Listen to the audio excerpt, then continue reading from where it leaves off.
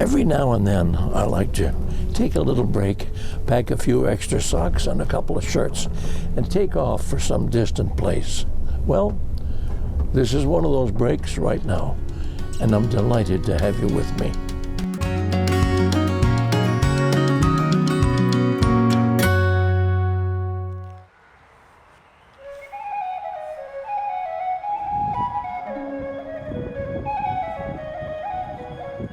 Welcome to Windows to the Wild.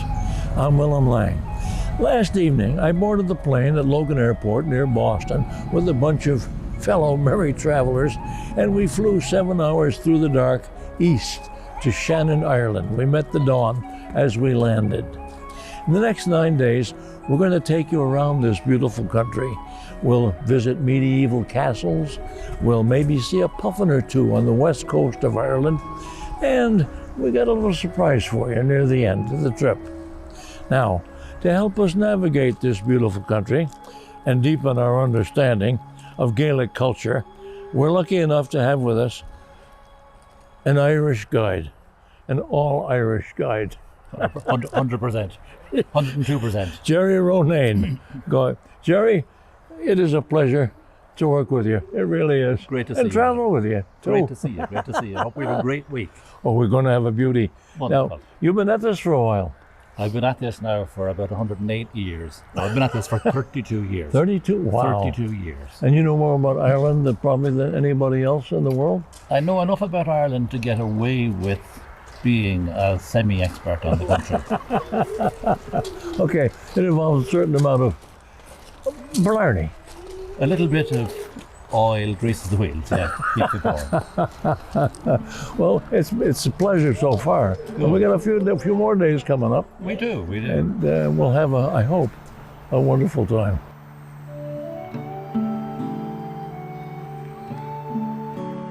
And where are we at the moment, Jerry?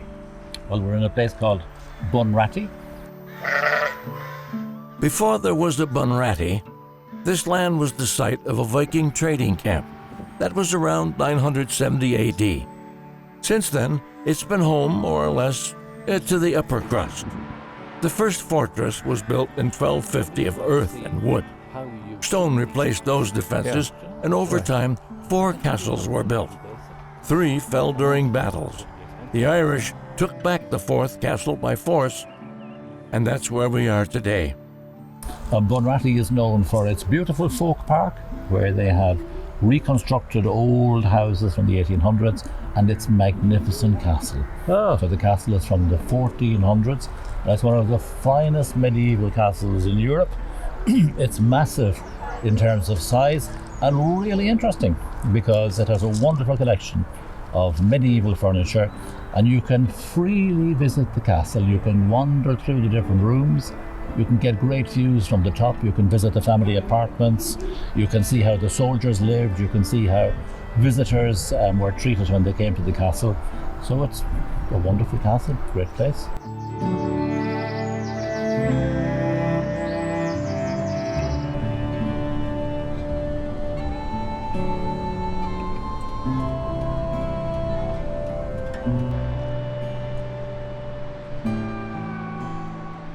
We're on the south coast of Dingle, on the Dingle Peninsula. And behind me, the surf you're seeing is coming all the way from America. That's the Mother Atlantic Ocean. A little while we'll be out toward the end of the peninsula, and we'll take a ride out to the Blasket Islands if the weather's halfway decent.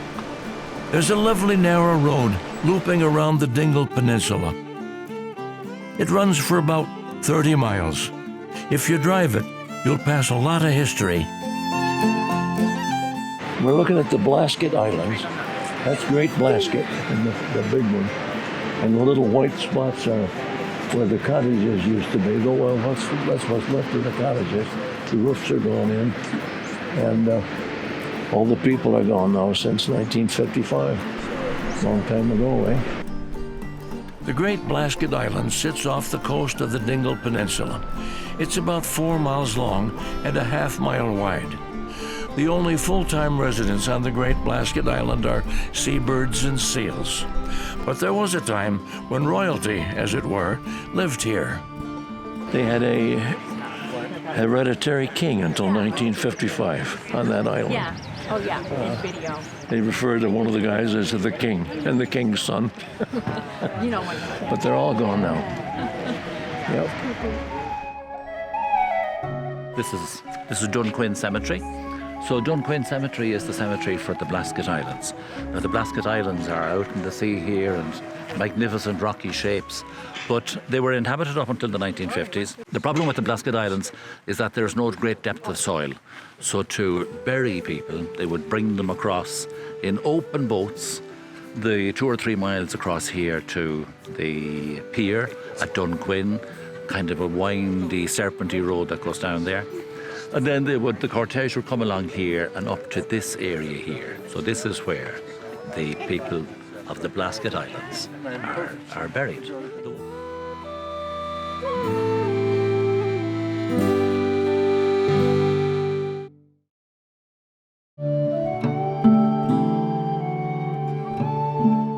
Well, this morning we're in the heart of peaceful Killarney, and we're about to climb into a series of wagonettes, they're called, horse-drawn, and we'll take a ride into Killarney National Park, if the horses get us there. And I'm looking forward to it. It's going to be a beautiful day.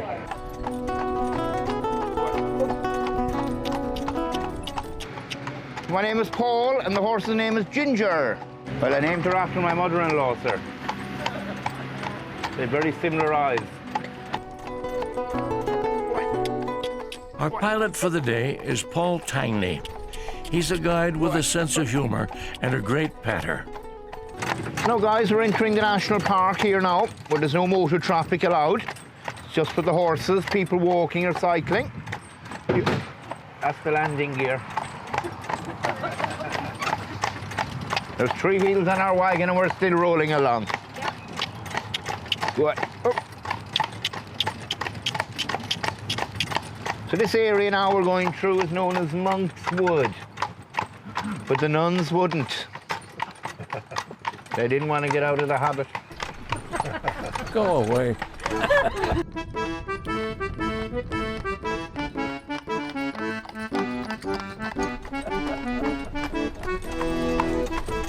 How many years you been at this? I'm doing nearly 40 years, 38 years, sir. Wow. Love the job, hate the work. You think you might make a career of it? Much I'll try, sir. Killarney National Park spreads out over 26,000 acres. There are mountains, forests, and lakes all within its boundaries.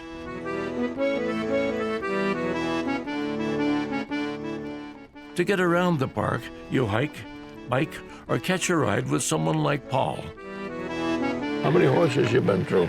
Oh, yeah, not too many, sir, because you could work with a horse for 15, 16 years, you know. Been through a few. It's so tough to let them go, too. It is, because you get very attached to them, you know, when you're working with them all the time. Yeah. They're a buddy, Yeah. you know, and they look after you, you look after them. Like when I go home, I kiss my horse and pat my wife.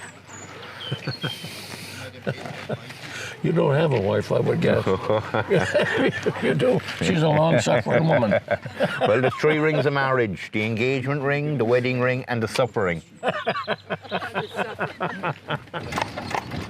Now, guys, out here to our right, this is Killarney's largest lake. Oh, you just elaborated. This lake is known as Loch Lane, which means Lake of Learning. We also call it the Lower Lake. You've got 3 lakes, the lower, the middle, and the upper. And all 3 lakes then meet at a point called the Meetings of the Waters. And you've got the highest mountains in Ireland there in the background, guys. These are the McGillicuddy Reeks. McGillicuddy is quite a popular family name in the area. Reeks means misty or smoky. Oh. And you should be all familiar with the name McGillicuddy, Lucille Ball. That was her maiden name. And they're 3,414 feet and 2.5 inches in height.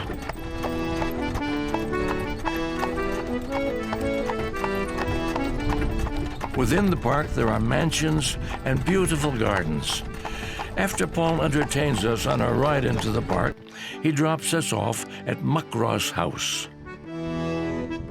This is one of the nicest places in Ireland here. And it's partly because it's so beautiful that they chose this as the site of the house. It used to be an old hunting lodge. And then in the 1850s, Queen Victoria, who had been to Ireland only once, decided that she wanted to come and see some of the beauties of Ireland. So she decided to come here to Killarney. And Lord Killarney, who had his castle on the far side there, he wanted to host her. But the guy who owned this place as well, Colonel Herbert, he wanted to host her as well. Big thrill, you know, for these families to host the royal family. You know, a real big deal to get close to the top of the pyramid. So he decided to extend his hunting lodge, and this is the house that he built here now.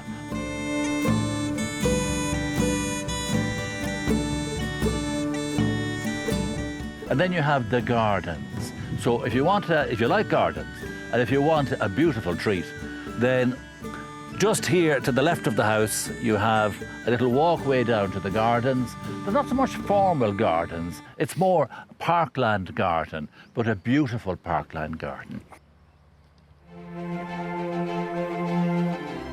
But anyway, just brought to come up this little pathway here because we're at the same latitude now as Newfoundland. So I remember when I was a child growing up and you'd read, you know, you'd see the Tarzan comics and so on, the jungle, and you'd see plants like this thing behind us here. And you would think the jungle, you know. But like here we are and it's growing perfectly happily here, you know. So it's a tree fern, isn't it? But they come from, as far as I know, New Zealand anyway.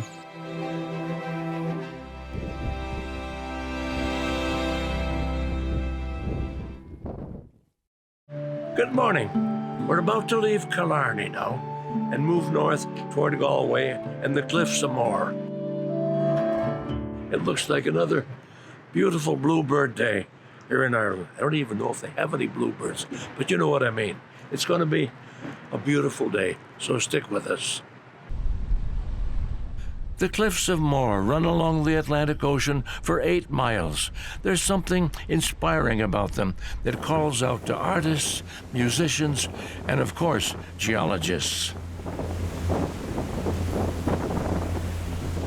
Well, we're at sea again.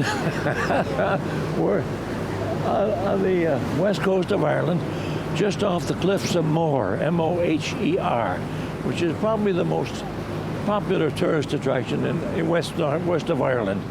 The cliffs right behind me, they rise about 700 feet out of the sea. Just beautiful, spectacular cliffs, all sandstone, slate, and shale, and about 330 million years old, roughly, from the Carboniferous era. And the cliffs are pockmarked with colonies of seabirds. All kinds of seabirds, puffins and kittiwakes and shearwaters, everything. Beautiful. Whether we'll see them today or not, I don't know. The sun isn't quite on the cliffs yet, so we won't get a good really look at them, but they're fantastic cliffs, don't you think? We couldn't get close enough to photograph the birds, but this view is not too shabby. We arrive back at the dock and head to town and the Doolin Music House.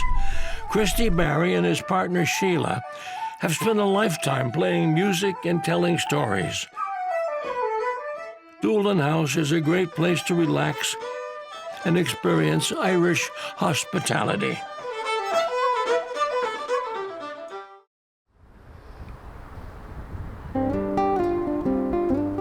We leave town and head north along the coast to Galway. It's a harbour city that's mainly pedestrian, so we'll be on foot most of the day. Good morning, everybody, and welcome to the City of the Tribes, Galway. It is my privilege to guide you through the old medieval city today. And we're going to start off at the Spanish Arch and then go around the Hall of the Red Earl, then up Kerwin's Lane, on by the St. Nicholas Collegiate Church, which is the oldest church in Ireland in continuous service since 1320. Built as a Catholic church, then when Cromwell's troops came in 1652, it became a Protestant church. 10 years later, it reverted back to the Catholic church. Then in 1691, a year after the Battle of the Boyne, King Billy's boys came here and it became a Protestant church again. So you're right in the centre of the city. And behind me, this building here, Lynch's Castle, which is now a bank, is the best preserved building we have in Galway. It was built by the Lynches at the same time as the church. And if you look at the architecture of this building and the St. Nicholas Church, they're very similar in building. It would have taken in McCambridge's as well, and if you take the plaster off McCambridge's, you'd find this limestone. As you see, you find the limestone everywhere, because the layout of Galway City is the exact same today as it was in the 1600s.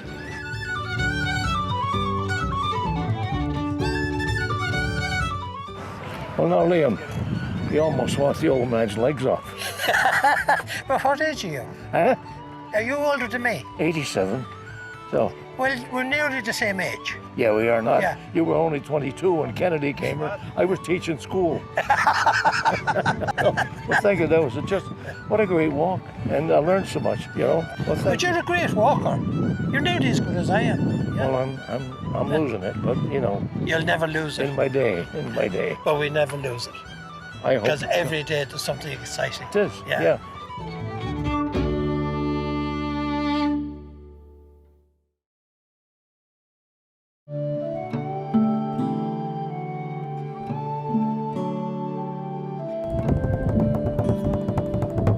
If you're in Ireland, you can't help but listen to the music everywhere. That's what we did in the seacoast town of Roundstone. Within the walls of an old Franciscan monastery is a shop. That's where you'll find Malachi Kearns. Good morning, everybody. Welcome, welcome. Thank you. Malachi is my name, Malachi Kearns, but nobody in Ireland calls me that. It's Malachi Bowron. Malachi is a master craftsman and musician. He makes and plays bodhrans, a drum of goatskin stretched across a wooden frame. A skilled player strikes the skin in a variety of ways, producing subtle and exciting sounds. Most loved Irish. The Bowron, this drum, it's very old, but in Ireland it also represents freedom or victory for us. When England ruled Ireland, you know, if you were singing an Irish song, your rent was doubled. There was all informers things. It's everywhere into England. Family didn't trust family. It was terrible. The sizes, there's 40, 16 and 18-inch Bowrons, and the size, the dimensions aren't so critical. It's about the skin and the playing. So the making process is like we'd have here. This is goat skin, and it's fabulous to work with. It's the best skin for drum making, I believe. So hit it. Yeah. It falls out of my hand. Falls out of mine too. Sorry. Now you can do rim shots. Yeah. Very posh. And You don't use the other end at all. Huh? No. Blue-eyed boy was I, Big Jack could do no harm. But the reason simply was because I worked hard hours and long. I was tall and true, all of 6'2". They broke me across the back. By a name I'm known, it's not my own. They call me Crooked Jack. Hey! Well done. Thank you.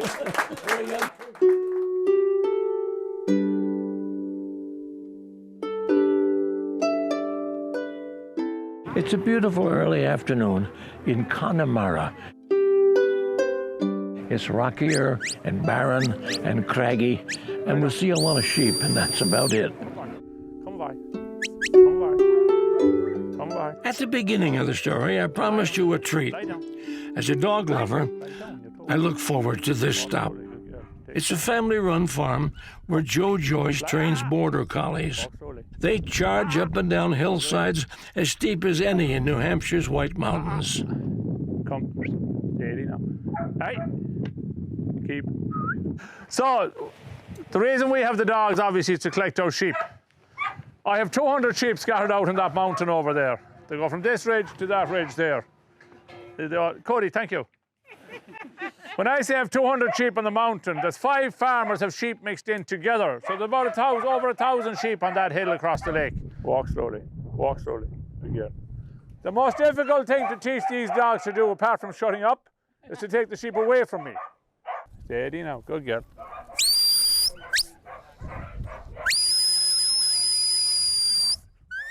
That must be 45-degree backyard. I think it's even steeper, I was told. Really? Nearly. So when I went building this house here, they told me I was a bit crazy. Well, you are. Because that's the gradient you had. But I was thinking, I was looking at what I'd be looking at when I'd have the house put in here. Yeah. So. Well, with the dogs, when we're working the dogs, like the dog is working for us. So really, when I start with the young dogs, I always look at a dog that's more biddable to me and more friendly, and I'm always looking at their nature and their temperament, because it's very important that the dog is happy working. We say goodbye to the Joyce family and their dogs and say hello to a historic Irish distillery. Kilbeggan began distilling whiskey in 1757. It ran into some bumps along the way, and after 201 years of operation, the wheels that powered this place went idle. In the early 1980s, the town folks raised enough money to open it as a working museum. Shortly after, it reopened as a business. Behind me is the old mill wheel that powered this 19th century distillery. Beautiful system of brooks and locks and waterways here. It's fantastic. I'm looking for a heroine to tie to it to spin around for an old-fashioned movie. Well, now we're about to sample a bit of the Kilbeggan whiskey in the old 19th century distillery. I can't wait, so I shall.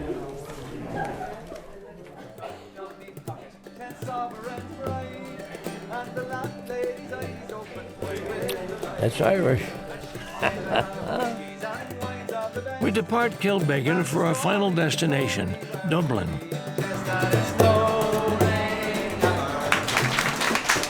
If you've never experienced a musical pub crawl, Are we there yet? Are we there yet? you will now. And I'll ask them to forgive their prodigal son. And when they have won me like any time before, but I never will play the wild over no more. And it's no, they never, no, they never no more. But I play the wild over, no, never, no more. On your own, let's try it on your own. Here we go. But give me a drop of the rare old stuff that they make near Galway Bay. Come grouchers all from Donegal, from Sligo and Leitrim too. We'll give them the slip and we'll have our sip of the rare old hunt. My diddle idle dum, diddle idle idle dum, diddle my diddle I day. My diddle idle idle dum, diddle idle idle dum, diddle my diddle I day. My diddle idle dum, diddle idle idle dum, diddle my diddle I day. Idle idle idle dum, diddle idle idle dum, diddle my diddle I day.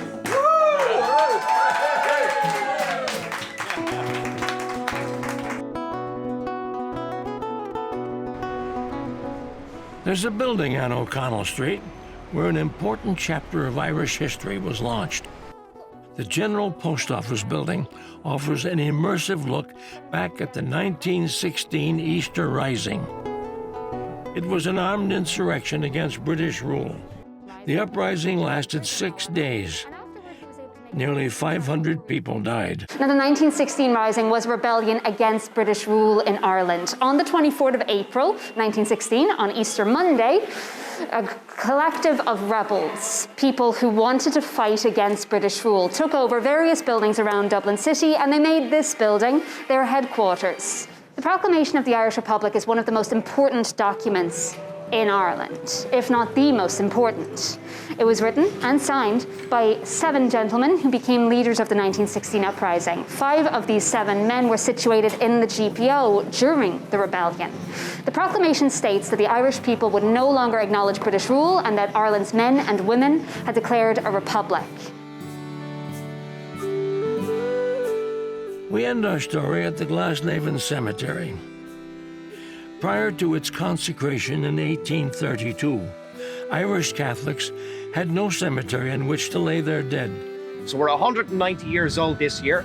It was established by the man buried beneath that round tower behind me, a man by the name of Daniel O'Connell. Now, he established Glasnevin Cemetery as a place to bury people from all walks of life. It's a non-denominational cemetery, so we had people from all religions and of none.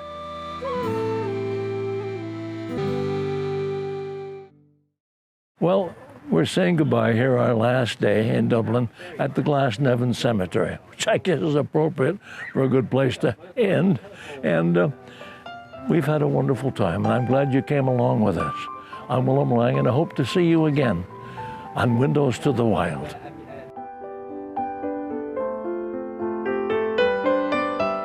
Support for the production of Windows to the Wild is provided by the Alice J. Rain Charitable Trust, Bailey Charitable Foundation, and viewers like you. Make a gift to the wild and support the William Lang Endowment Fund, established by a friend of New Hampshire PBS. To learn how you can keep environmental, nature, and outdoor programming possible for years to come, call our development team at 603-868-4467. Thank you.